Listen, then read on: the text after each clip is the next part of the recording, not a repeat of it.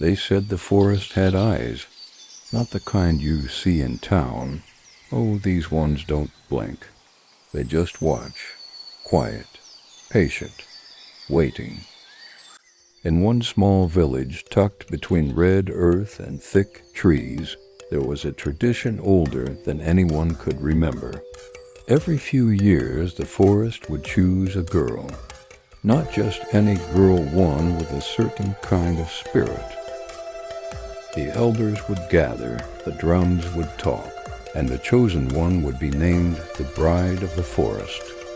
It was said to keep the land fertile, the rivers flowing, and the village safe from sickness and war. This time the forest chose Nkem. She was just a small girl then, eyes like rain clouds, always asking questions.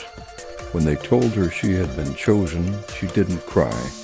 She just stared at the trees like she was trying to see the face of the spirit that wanted her. But Nkem wasn't like the others. One night, while the moon was still climbing, she packed her things, tied her wrapper tight, and ran. She didn't stop until the trees thinned out and the red earth turned to tar.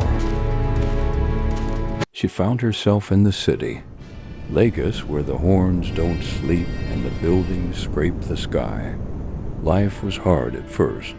She washed plates, sold recharge cards, even slept in a kiosk once. But Nkem had fire in her belly. She went to school, read law books like they were love letters, and before long, she was wearing a black robe and standing in court, speaking grammar that could make a judge nod. Years passed. She didn't look back. Then one day, news came from the village. The government wanted to sell the forest to some big men with big machines. They wanted to build roads, estates, maybe even a shopping mall. The villagers were confused. The elders were afraid. The forest was sacred, but who listens to trees when money is talking?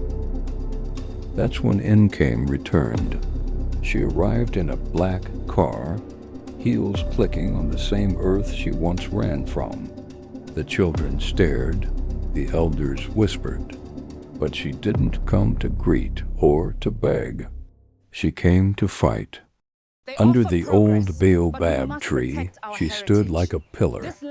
She spoke for the forest, for the spirits, for the girl who once knelt in the clearing. Her words were sharp, but her heart was heavy. She won the case. The forest was saved. That night, the village danced. Drums beat like thunder. They'd called her a hero. But by morning, Nkem was gone. They found her lying still in her mother's hut, eyes closed like she was dreaming. No wound, no struggle, just silence. Some say it was stress. Others say it was the city life catching up with her.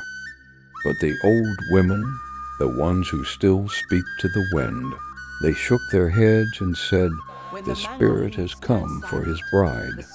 You can run from the gods, but you can't hide forever." And the forest?